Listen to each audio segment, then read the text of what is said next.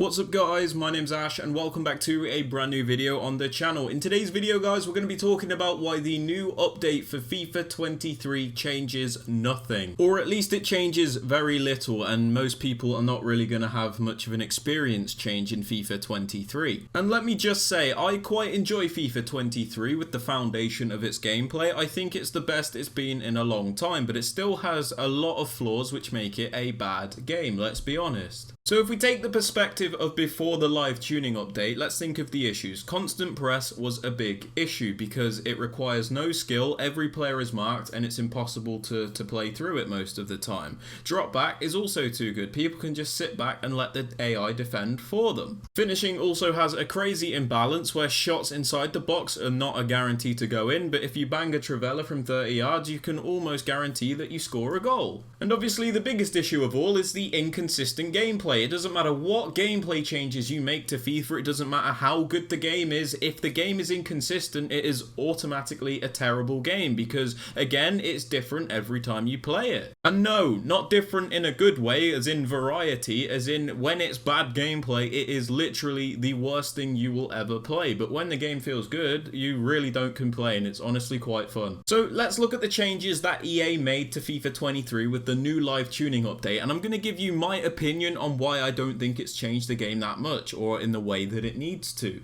So let's look at the first change. It says, we have made the following changes. Increased the stamina decay by up to 41% for constant pressure, press after possession loss, and pressure on heavy touch defensive custom tactics. Yeah, that's cool and everything. It's cool that we're reducing the stamina, but it doesn't take away from the fact that these tactics literally take no skill and gives people a chance in a game that they just shouldn't have a chance in. But you know what? I'm going to give them the benefit of the doubt. I'm going to give them some credit on this in the fact that they at least listened. They knew these tactics were overpowered and they at least tried to make a change to them, because to be fair to EA, if they get rid of these pressure tactics, I already know what's going to happen. People will pass it around the back and then people will complain about that as well. Because I think it was FIFA 18 where there was not really any pressure in the game. So when you went 1-0 up, you could literally pass it around the back and your opponent could get nowhere near you. So I understand that view, but there needs to be more of a skill to when it comes to pressing. Or at least when you are passing around constant pressure, your attacking intelligence needs to be 10 times better. Your AI needs to be much better. They can't just be static and allow themselves to be marked all the time. Because my biggest issue is when you're playing against constant pressure, your AI offers absolutely no support. In the older games like FIFA 17 and 16, your players would be constantly moving around in a dynamic motion. They would always be offering passing options.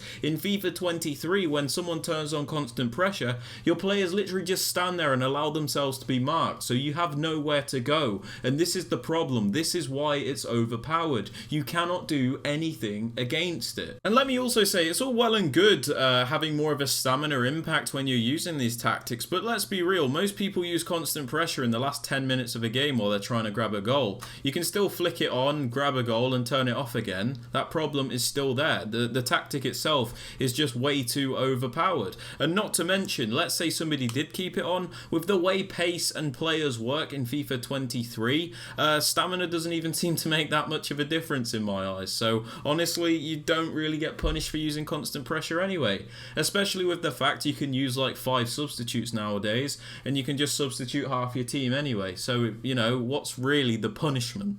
Now let's look at the other change. So it says, we have reduced the ball velocity from fully powered corner kicks. Do not have a problem with this one. The corner glitches were extremely annoying and it gave people a chance in a game, again, where they shouldn't have a chance because of a broken tactic. So again, I don't mind that. And then the second change is that they've decreased accuracy on fully powered corner kicks. Again, that's fine. I think corners should be a bit more random because they're kind of like a shot in the dark, if you get me. I feel like if they score, they score, but if they don't, they don't. I don't think they should be a guaranteed goal every time.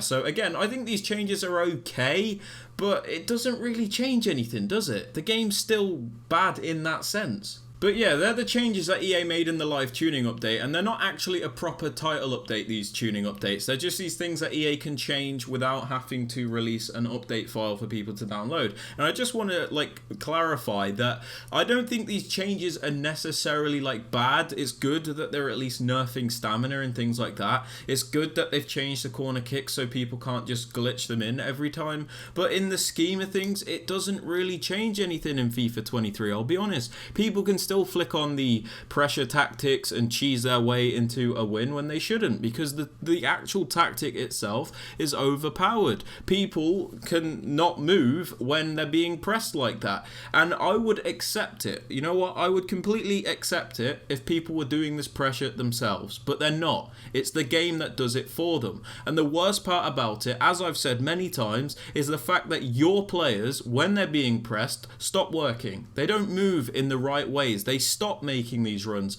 They stop being able to pass the ball, and for some reason they take the heaviest touches.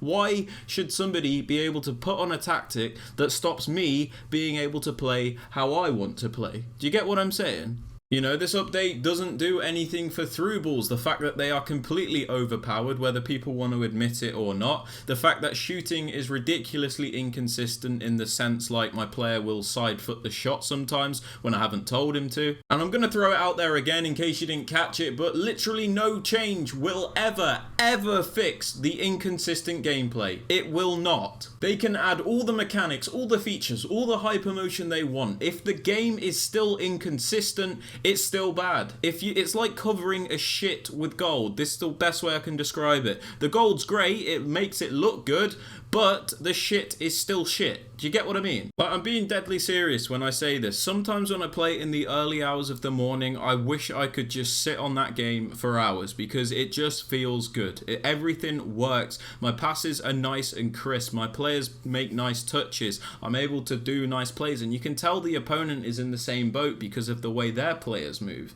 But yeah, it's just not always like this, and it's really annoying because when the gameplay is good, I can deal with all the issues in the game and I don't really mind because it's fun to play at least. So unless they find a solution for all these gameplay problems we have, then it doesn't really matter what they change. But I just wanted to state that I'm not hating on this game, okay? I play it, I enjoy it, but these problems just really annoy me. And I don't feel like EA have fixed them even in the live tuning update. Yeah, they've added some things to help with it, but it's not really fixed the problem in my opinion. And again, that is just what I think about it. But yeah, you guys might have different opinions. Just be sure to let me know what you think down in the comments, what you think EA should change, whether or not you're happy with the update, that kind of thing. And yeah, if you guys have enjoyed the video, I would appreciate it if you could drop it a thumbs up, subscribe to the channel if you are new so you never miss out on any videos like this one, and don't forget to turn on notifications so you are notified when a video is posted. And with all that aside guys, I hope you have a fantastic rest of your day, and I will catch you all later. Peace.